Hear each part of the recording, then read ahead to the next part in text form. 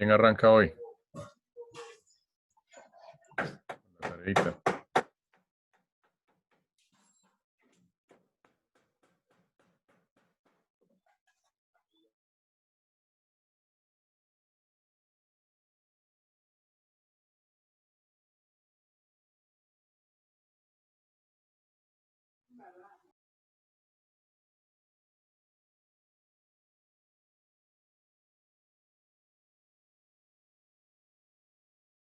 A ver, los que tienen temas pendientes son Mateo, Dubán, Francisco. O no sé si quieren empezar por mirar, resolver algunas dudas, preguntas, inquietudes. Pues creo que si querés empiezo yo con la simulación o... Dale. Dale, ya te voy a dar acceso. Vale.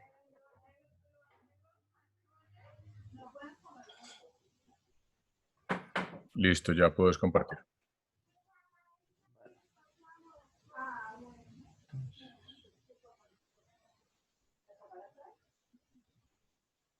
Listo. Aquí tengo montada una red que venía por defecto en Mininet que tiene un switch y dos hosts, ¿no?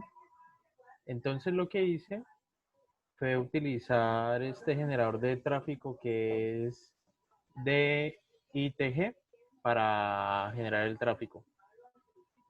El nodo, el host 2 es el que está recibiendo el tráfico que estoy generando y el nodo 1 es el que está enviándolo, ¿ya?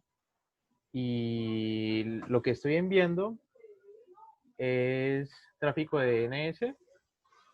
Bueno, con el coso puede enviar tráfico de varias cosas y realmente no tenía muy claro de qué tipo de tráfico debía generar para que se pareciera más al autosimilar. Entonces, pues de momento tengo DNS y y que se va enviando en ráfagas de tiempo que tiene una distribución de ¿cómo es que se llamaba? Ya te digo, un momento.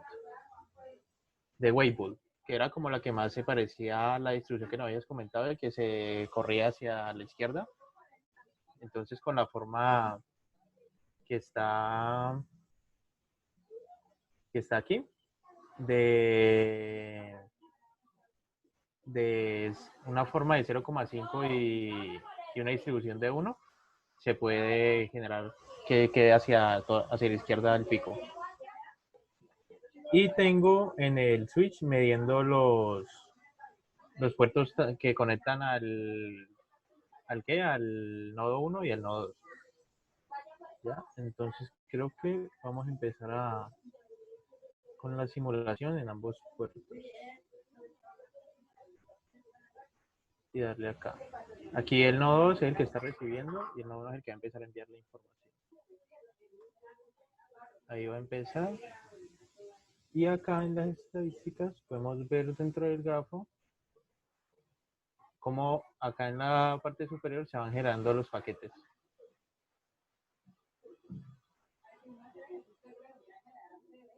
A ver, así me deja.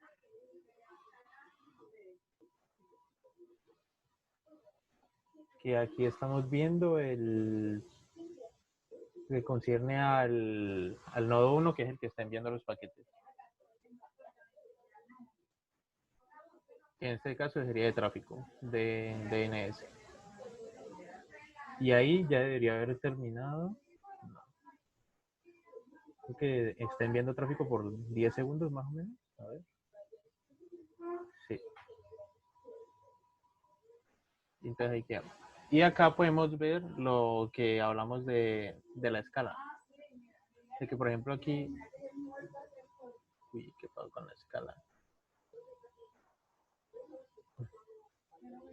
Sino que lo que quería hacer era mostrar la parte de la escala, pero algunas veces cuando cambio la escala se me borra lo que captura, no entiendo por qué.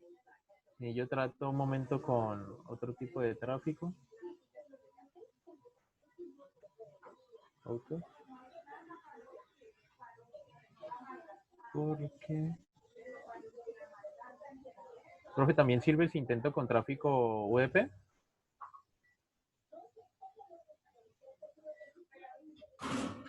Claro, claro, con UDP incluso funciona mejor con UDP, porque el tráfico de DNS es Ok, un tráfico muy particular. El tráfico UDP es un tráfico mucho más, típicamente es tráfico de multimedia. ok. Sino que con ese me facilitaba también más la parte gráfica. A ver, entonces,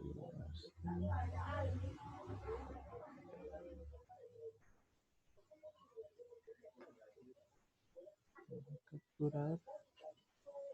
Y acá en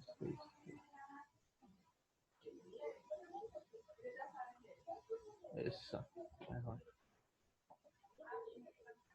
Y acá pues ya vemos que en la parte de acá había terminado con el tráfico anterior, entonces ahora está empezando con las ráfagas de UDP. Y creo que aquí sí se alcanza a percibir mejor en la parte de escala. Que a pesar de que cambiemos la escala, es que me da muy arriba.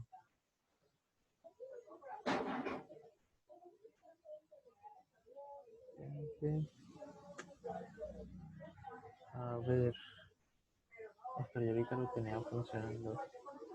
Un pico que tenemos acá.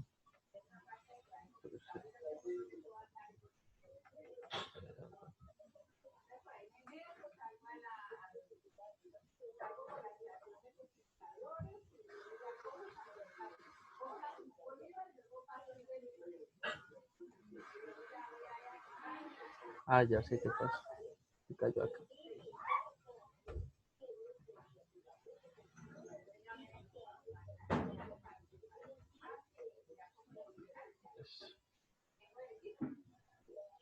Escala automática. Quiere empezar a mostrar otra vez. Sino que tengo problemas con lo de mostrarlo de que no varía con la escala, por lo que, no sé, el programa de vez en cuando la desaparece o la vuelve plana. Pero en algunos casos sí se veía que se conservaba pues la simetría independientemente de la escala. Vamos a ver si acá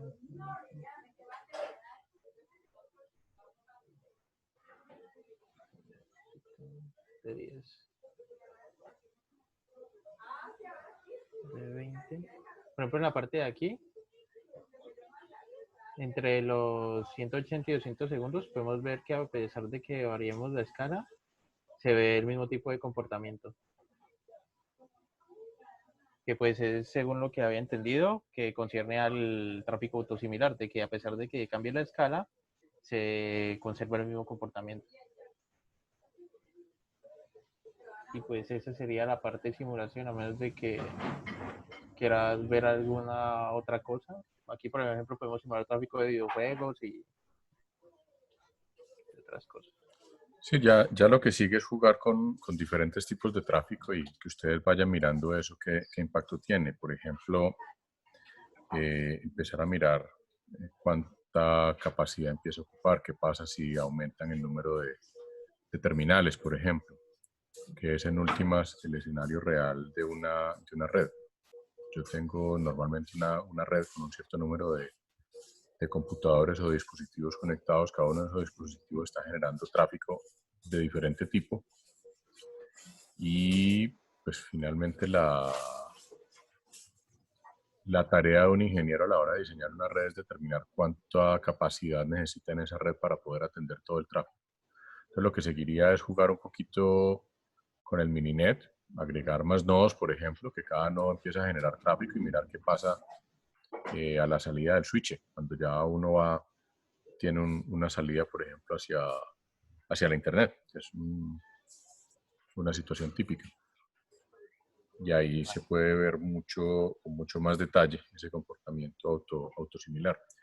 Y básicamente con la distribución Weibull en cada uno de los terminales, si uno tiene un cierto número de terminales, ya cada uno de esos terminales generando tráfico a partir de una Weibull, lo que resulta la salida suele ser un tráfico con un comportamiento autosimilar. Básicamente las dos distribuciones que se suelen utilizar para generar tráfico autosimilar son la Weibull y la Pareto, que Sí, tienen estuve ciertas similitudes. experimentando con esas dos y eran las que más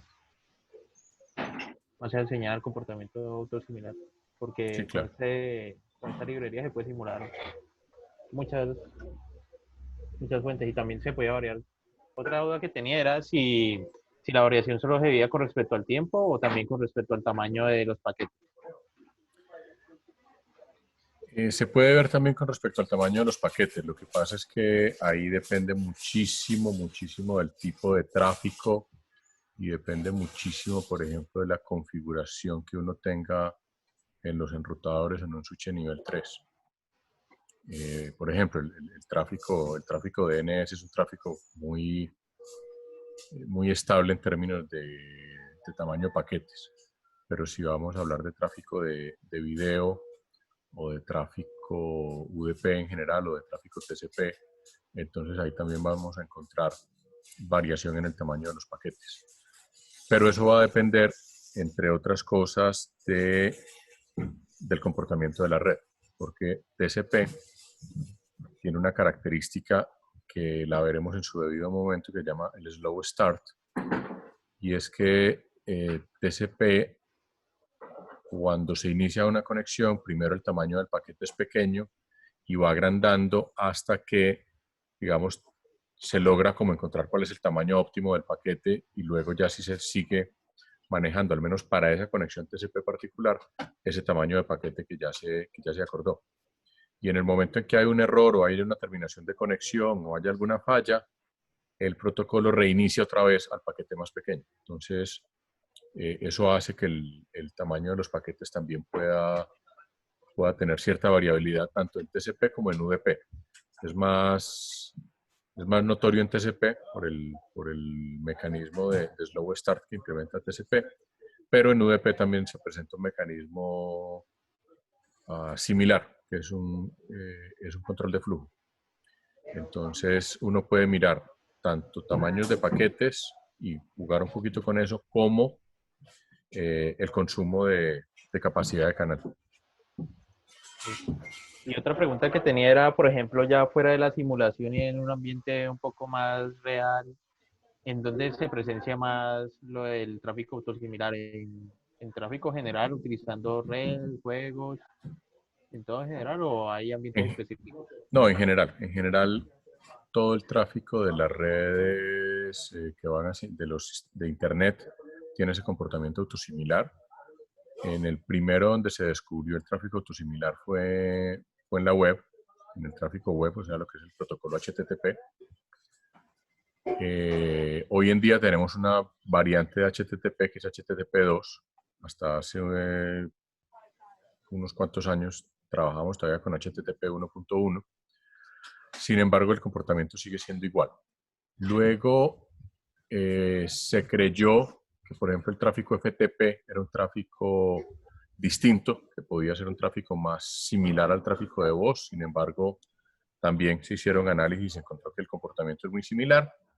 Y luego, cuando empezaron a aparecer las redes multiservicio, por allá hacia el año 2005 más o menos, que se empezó a hablar de tráfico integrado de voz, de video, de voz sobre IP y ese tipo de cosas, se pensó que el tráfico de tiempo real o el tráfico de streaming, por ser un tráfico más constante en principio, pues iba a tener nuevamente un comportamiento más similar al tráfico tradicional de voz, y tampoco. O sea, en general, por la forma como funcionan las redes de paquetes, lo que se encuentra a la salida en todos los sistemas y independientemente del tipo de tráfico es un comportamiento autosimilar.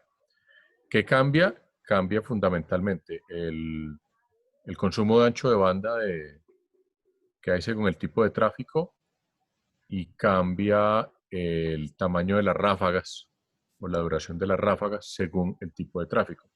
El tráfico multimedia o el tráfico de streaming usualmente tiende a manejar paquetes más grandes o ráfagas más grandes, eh, que consumen capacidad durante el periodo de tiempo que está el flujo, pero igual, el comportamiento es el mismo. O sea, la diferencia cambia en el tamaño de los paquetes según el tipo de tráfico. Pues ojalá podamos hacer simulaciones pues en el laboratorio. La idea es que incluso si no tenemos presencialidad, aunque ya hoy recibimos un correo donde básicamente nos indican que debemos irnos preparando para en octubre tener algunas actividades de laboratorio. Sin embargo, les estaremos confirmando esto la semana entrante. O sea, digamos que hoy recibimos fue como un primer anuncio, pero todavía no hay nada en firme. De todas formas, así no tengamos acceso al laboratorio físico de la universidad, una herramienta como Mininet, instalada en los computadores de cada uno de ustedes, puede servir incluso para tener una experiencia mucho más rica. En la universidad, de todas formas, tenemos una red local muy controlada en un ambiente de laboratorio, mientras que si ustedes arman, por ejemplo, una red entre los computadores de ustedes en sus casas utilizando Mininet, van a tener un ambiente completamente real, porque van a estar simulando tráfico, pero sobre las redes de los operadores. Entonces, el tráfico que ustedes generen se va a estar mezclando con el tráfico que va en la red del operador. Y eso va a permitir ver muchísimas cosas que en el laboratorio de la universidad no tendríamos cómo simular. Entonces, Vale, vale. podemos hacer las dos cosas. O esa es la idea, por lo menos. Listo. Entonces no sé si tengan preguntas acerca de la simulación o lo que utilicé. ¿Alguien tiene dudas, preguntas?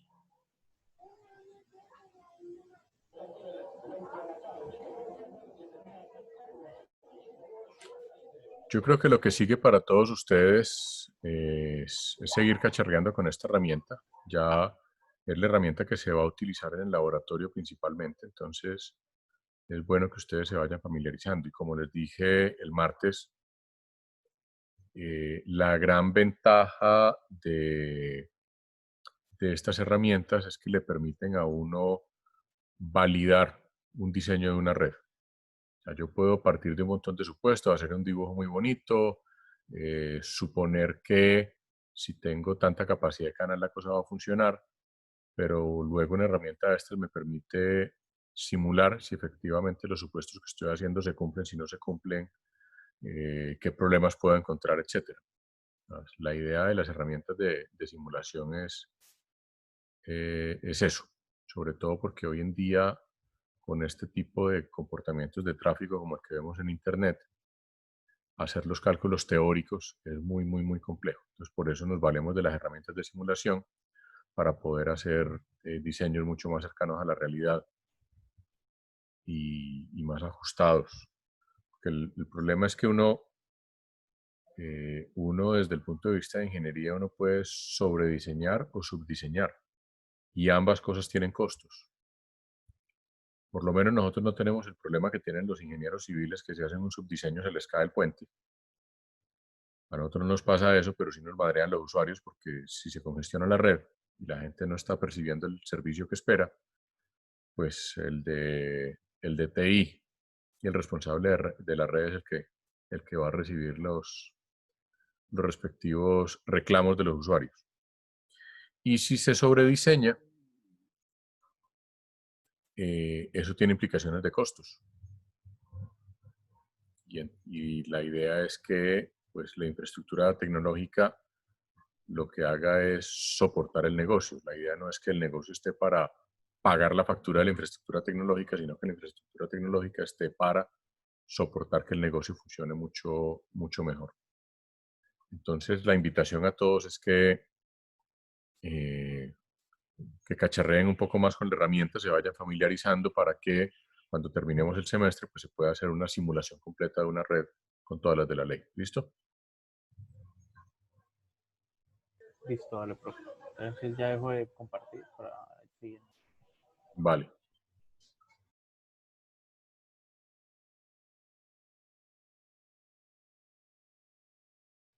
Bien, quién sigue entonces?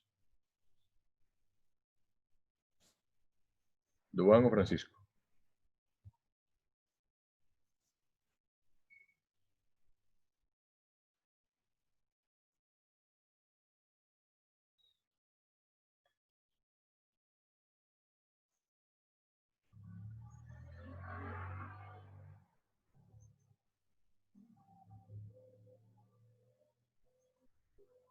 Pues, profe, yo fui el que te escribí allí en el grupo que, pues, lo que no había entendido como, o sea, lo de las fórmulas, pero yo había hecho una presentación de, pues, lo que decía del ATM y lo del IS, Y SDN.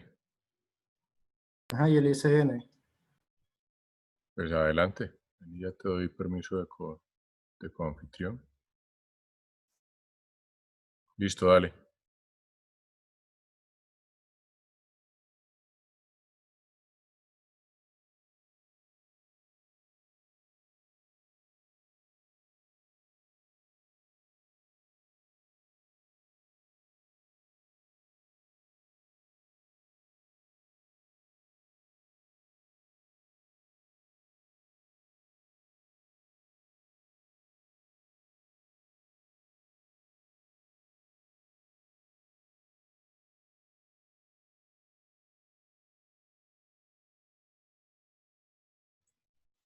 Creo que está silenciado.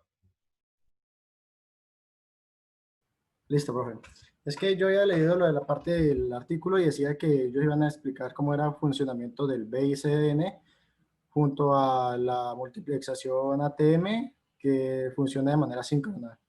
Entonces, pues yo había buscado acerca del BICDN y él decía que lo que hacía era que para aumentar o sea, la transmisión era disminuir, ¿cómo lo, o sea, la disminución del tratamiento para aumentar la velocidad?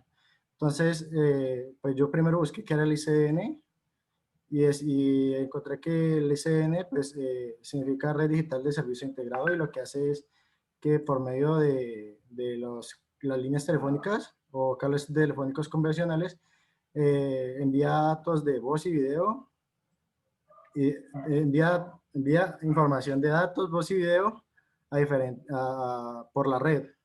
Entonces, lo que él implementaba era el ATM, que lo que hace es multiplexar la información y verlo de tiempo asíncrono para colocarlo en datos pequeños y así poder enviarlos por el canal. Entonces, yo encontré con una imagen en donde muestra diferentes tipos de servicios, que es la telefonía, la televisión y la internet, que serían los datos. Entonces, lo que hace es entrar por el nodo ATM y él lo que hace es de partirlo en las diferentes secciones para que pueda ser transportado. Luego, pues, el artículo también hablaba del modelado de tráfico y pues decía que los modelos de tráfico más comunes eran el on-off, las fuentes moduladas de Markov y el proceso de llegada de Markov.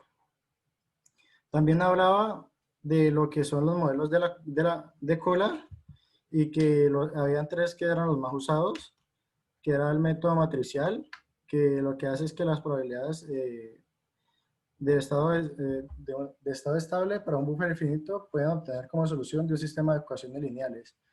Y que esto es que es alimentado en un principio, pero dependiendo del tamaño del buffer y el del estado de la cadena Markov, puede encontrar esta solución con suficiente precisión numérica para que encontrar la solución de esto puede ser muy difícil. También hablaba del PGF, que es como la reformulación de la ecuación funcional en un plano complejo. La ventaja es que se puede aplicar en muchos resultados de análisis complejos, pero la extracción de las probabilidades de la PGF no es tan simple. Y la otra era que la última era lo del Fluid Flow Approximation, que es la tercera posibilidad de reemplazar el proceso de llegada de la celda discreta por un flujo de información continuo. Pero algo que yo no entendía era como, él intentaba como explicar cómo funcionaba cada ecuación para resolver estos diferentes procesos mediante un ejemplo. Pero la verdad, profe, yo veía las ecuaciones y no es que yo entendiera mucho de lo que trataba.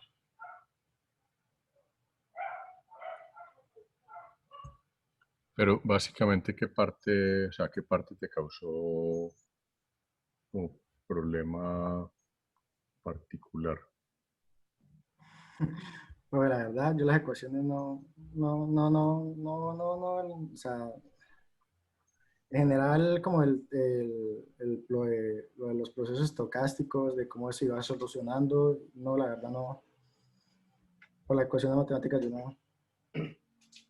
no le entendí muy bien. A ver, lo que están describiendo allí es cómo es cómo se comporta cada uno de esos elementos visto. Fíjense que ellos modelan el modelo de cola como una señal X de T, es decir,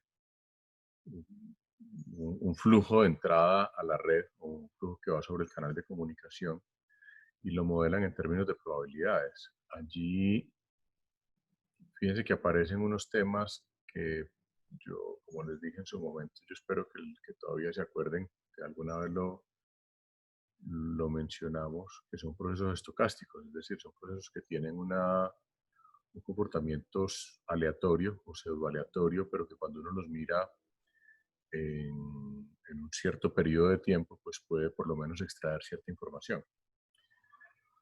Y ellos lo que hacen básicamente es modelar esos procesos. Y aparecen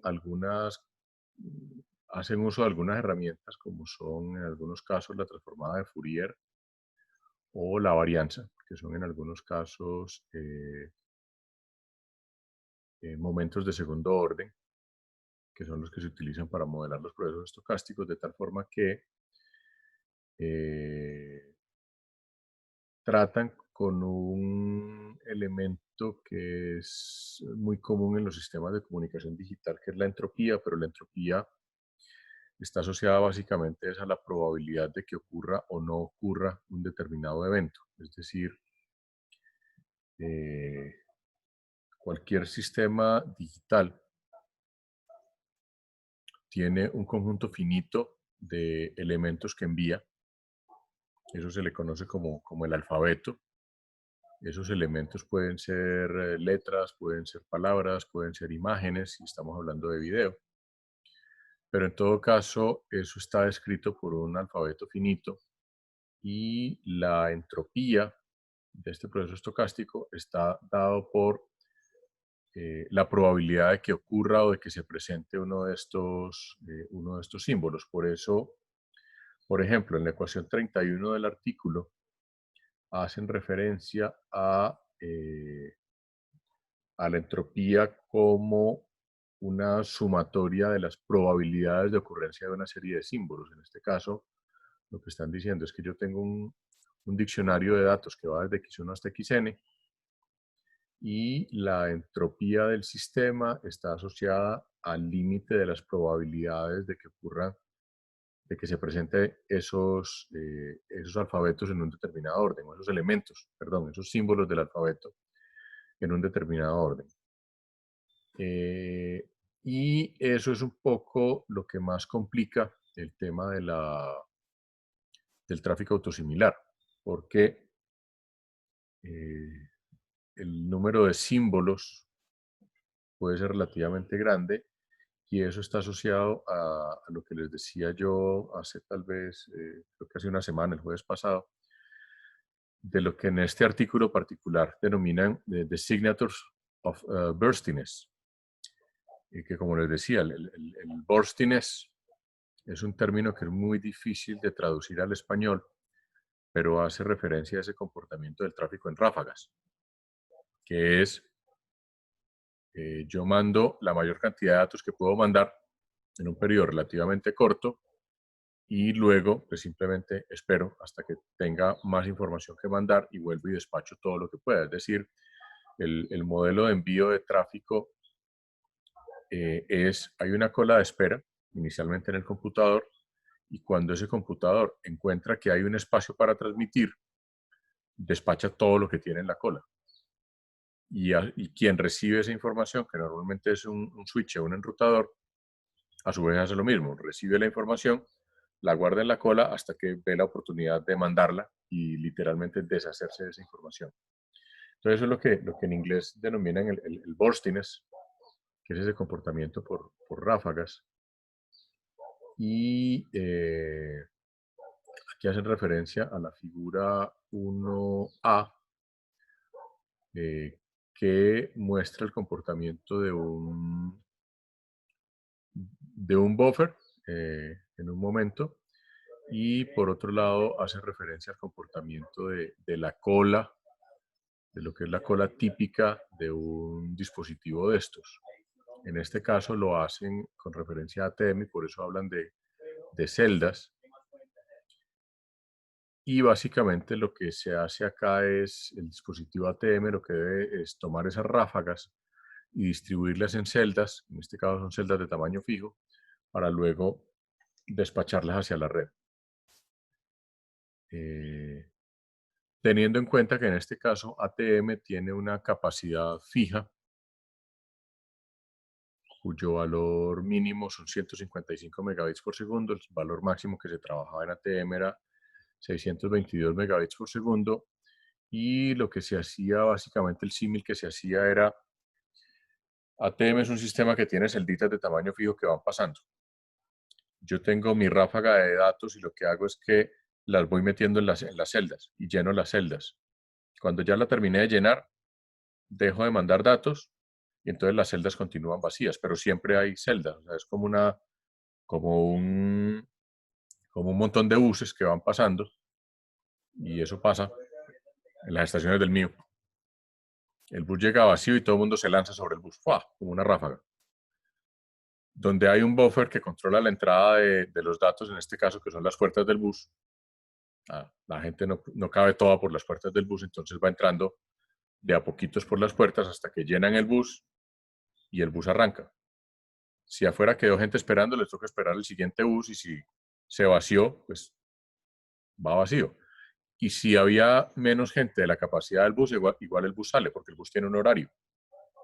Entonces, si solamente había 2 personas esperando, pues el bus se va con 2 personas.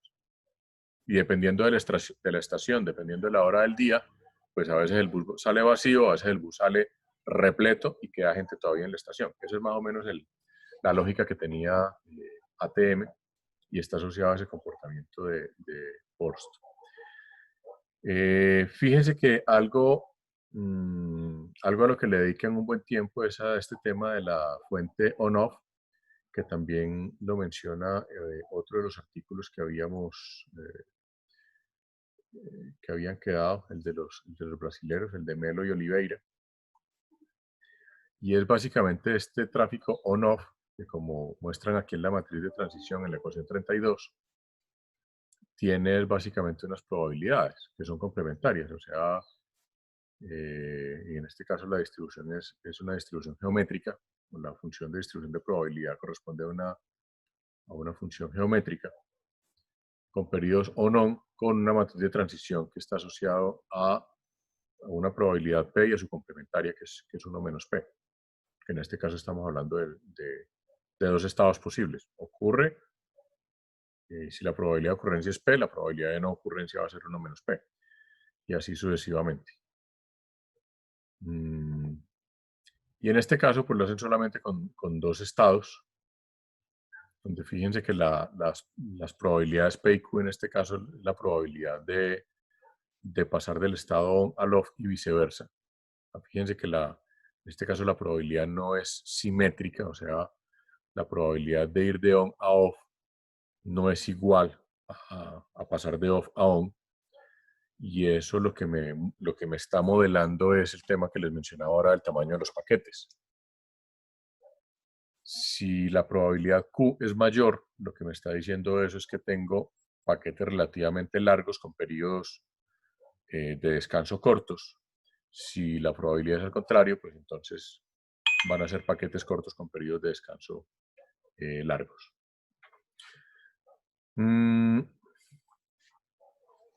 Nosotros no nos vamos a adentrar en los vericuetos matemáticos, pero sí es importante que ustedes tengan claro que lo que tiene modelado una herramienta como Mininet o DITG para generar tráfico es justamente estos modelos matemáticos. Y hay formas relativamente simples de generar esto, pero que pues tienen una explicación y un modelado matemático que no es tan trivial. Que además, como está en el artículo, pues hay diferentes modelos que pueden suavizar el comportamiento del tráfico, como por ejemplo el promediado móvil autorregresivo, que llama el ARIMA en estadística, o el ARMA, que es simplemente el ARIMA, pero cuando no está integrado. Y lo que trata, o sea, lo que trata este artículo, que como es un artículo por allá del año 97, lo que trata es como de mirar en este momento cuáles son las distribuciones estadísticas que mejor pueden modelar ese comportamiento autosimilar, aplicado pues a las redes que en ese momento eran como las de tecnología de punta, en este caso la red sí de banda ancha, que era la que estaba en ese momento como la que se vislumbraba con digamos, con ATM por debajo, y debajo de ATM el nivel físico, que era algo que se llamaba SDH, la red digital, la jerarquía digital síncrona. Pero bueno, yo creo que se hizo más o menos un análisis decente del artículo. Sobre todo al final del artículo es interesante mirar, por allá hacia la página 21 más o menos, es interesante mirar los diferentes tipos de tráfico y el control de admisión. En ATM se considera, como les mencionaba también hace una semana, se considera lo que es constant bitrate, variable bitrate y el unexpected o undetermined bitrate, que son como los tres tipos grandes de tráfico, que como les dije en ese momento no son muy distintos a lo que tenemos hoy en día. Y eso, el análisis que hacen allí de estas fuentes de datos, sobre todo las variables que corresponden a tráfico multimedia o a tráfico de tipo YouTube y similar, es cómo es el manejo de los elementos de buffer, de memorias, de las colas de espera de ese tráfico. Y pues plantean toda una discusión acerca de cómo debe ser el diseño de esos buffers, el diseño de los switches, que son básicamente prácticas que hoy en día se utilizan en los switches Ethernet que tenemos en nuestro día a día y que son los mismos que están en el laboratorio. Simplemente quiero leer más o menos textualmente las conclusiones del artículo. La primera conclusión dice que la ingeniería de tráfico es tan vieja como el servicio telefónico, pero pues el papel de esta ingeniería de tráfico se ha hecho cada vez más importante, sobre todo con la llegada de tecnologías como la red de banda ancha. Y es principalmente por el tema de la integración de servicios, que tienen características muy variadas y requerimientos muy particulares de calidad de servicio. La evolución entonces de este tipo de tráfico ha dado pie a nuevos conceptos, métodos y algorítmicos como las cadenas moduladas de Markov o las fuentes o los modelos de fuente de largo plazo, la ganancia estadística, la política del leaky bucket, etc.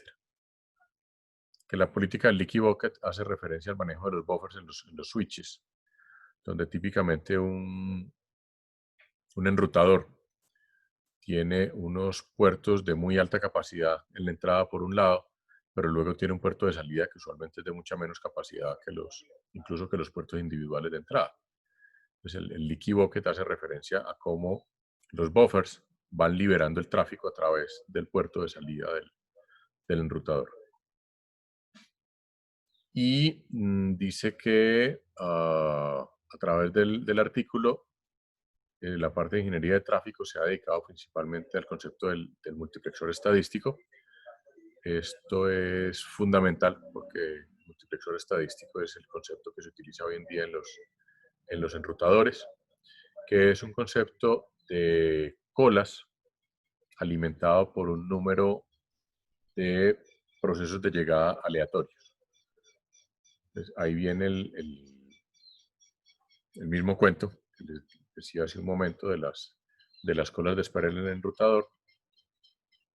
Y esto incluye la identificación y modelado matemático de estos procesos de llegada que sean apropiados para las distintas, para las respectivas tecnologías y las disciplinas de servicio que se están manejando en el sistema. Y de tal forma que se pueda establecer cuál es el rendimiento de esa cola en términos de pérdidas y retardos. Fíjense que ya hablamos hace algún tiempo del tema del retardo asociado al ping y las pérdidas en términos de porcentaje de paquetes perdidos con respecto a paquetes enviados. Que las pérdidas en algún momento se pueden convertir en un efecto avalancha, puesto que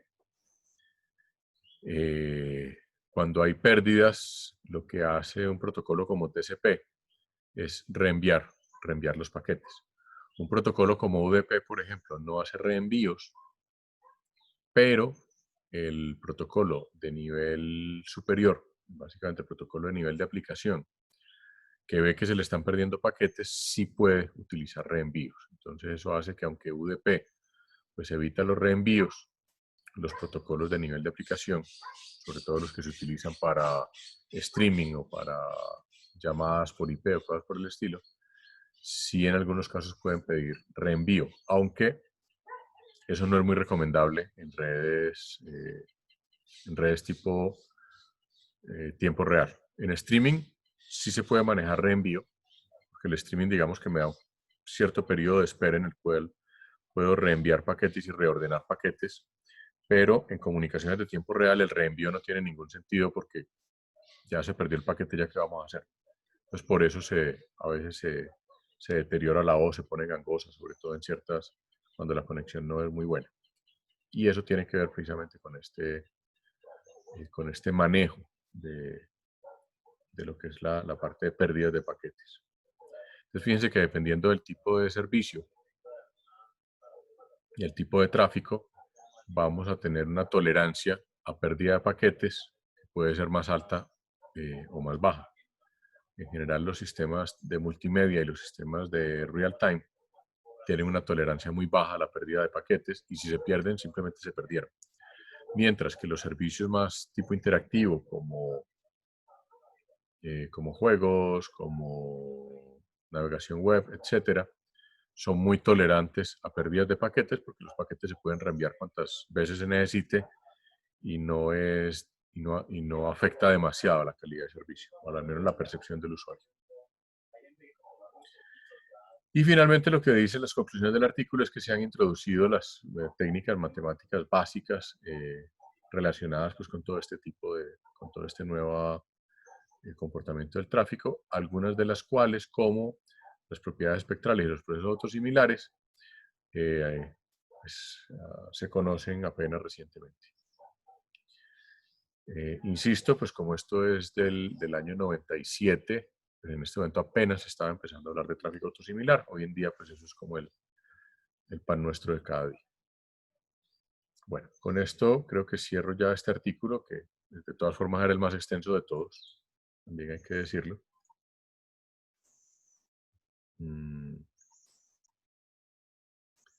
No sé si hay alguna pregunta en este momento.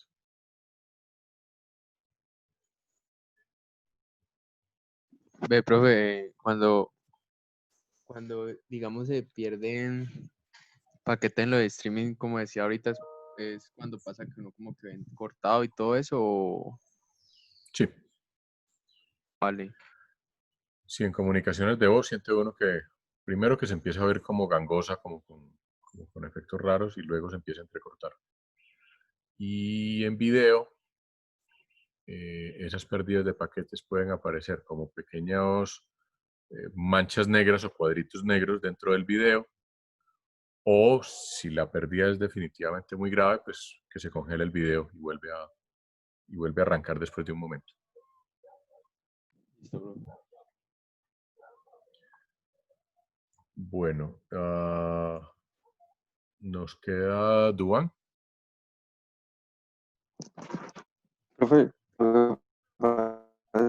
es que yo he estado teniendo problemas de internet esta semana y estoy pues también en el proceso de cambiarme de operador. ¿Sí me escucha, profe? Sí, hablando de pérdida de paquetes. Sí, algo, por lo menos te alcancé a Sí, entender. o sea, tengo problemas de internet, entonces pues ya llamé para cambiarlo, viene el sábado, si Dios quiere, porque la verdad, o sea, ha estado muy inestable. Pero igual, ¿nos puedes contar algo del artículo, de lo que revisaste?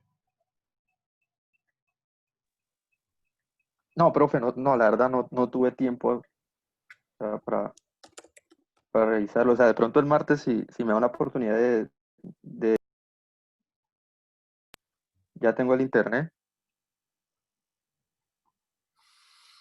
Vale, vale, listo. Listo. Entonces, ok. Profe, Señor.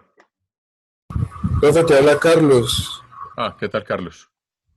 Quería como comentarle algo a usted pues, y a los compañeros, como lo que había pasado, que qué pena no me había comunicado, estaba perdido y es que muchacho lo que pasaba es que estaba aislado completamente, tuve un problema relacionado pues con salud, digámoslo así, relacionado con salud y quedé completamente incomunicado.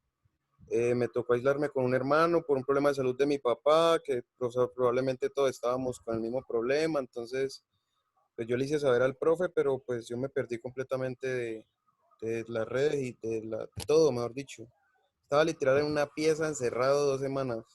Entonces pues quería comentarle al profe que pues para lo de la exposición yo leí unos textos, los de Wirechat, porque yo leí el grupo y leí que todos habían sacado como cada uno de sus, como cada uno había escogido un artículo. Entonces yo vi que los únicos que no habían tomado eran los que decía Wirechat of Book Sí, pero y esos, pero precisamente es que esos no eran parte exacto. de ese, Yo leí eso y no, eso no tiene nada que ver. nada que ver, entonces pues fue por falta de comunicación, quería como comentar eso y el por qué yo no estoy exponiendo hoy. Pero de todas formas eran 5 artículos más el tema de simulación, ¿no? O sea que de todas formas debió haber quedado alguno por ahí. No, de los No, que... profe, resulta que dos eran el mismo. O sea, los Ah, dos no, sí, primeros son el profe, mismo artículo. Ah, y apenas ahora me correcto. vienen a decir qué bellezas. No, sino que no me acordaba. Tiene, o sea, tiene diferente nombre, pero yo después me puse a ver y el mismo título, o sea, cuando uno ya Ya, entra al... ya. O sea, me equivoqué al subirlos. Dos se llamaban self-similar, ¿cierto? No, pues todos tenían que ver con similar, pero la pregunta Ah, sí. es, a ver,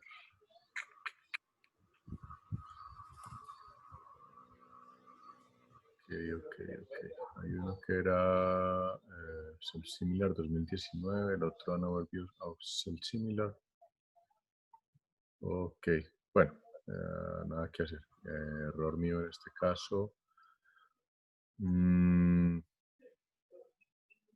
Bueno, pero bueno, voy a ver cómo o sea, voy a revisar lo que hay en el Moodle y entonces lo soluciono y te escribo directamente, Carlos, para que entonces el martes tengas algo para mostrar, ¿vale? Te lo agradezco. Sí, yo me leí los textos y la verdad eso no, o sea, no Sí, iba no, no, como... no, eso no tiene nada que ver. Y sí, la verdad se me pasó a mí moverlos a otra parte para evitar la confusión. Muchas gracias, profe.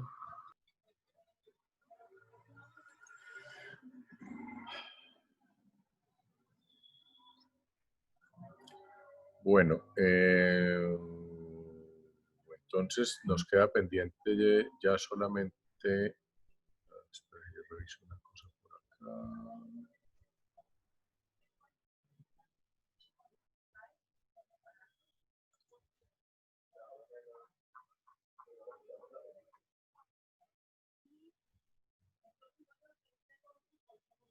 Bueno, nos queda entonces el tema de MPLS.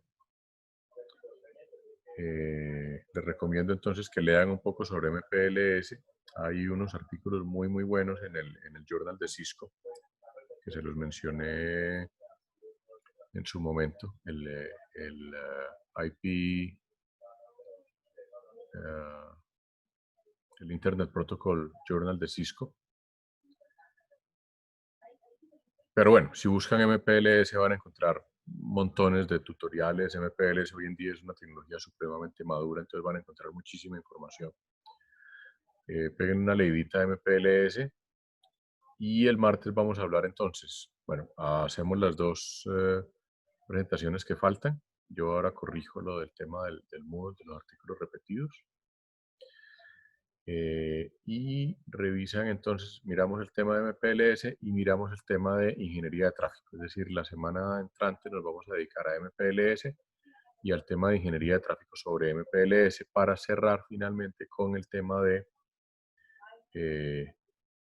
tecnologías de primera milla, aunque ya hemos hablado un poco de eso, simplemente para cerrar e integrar este tema de tecnologías de primera milla con el tema de MPLS y tener ya como el panorama completo de lo que es la Internet y ya podernos enfocar en la semana 6 a todo el tema de redes definidas por software. ¿Listo? Vale. Entonces, bueno, eso era todo por hoy. Nos vemos el martes y ahorita les corrijo el tema de los papers, ¿vale? Listo, profe. Bueno, Profe, gracias. tengan buen fin de Listo, semana. estamos hablando, Luego. gracias. Hasta luego.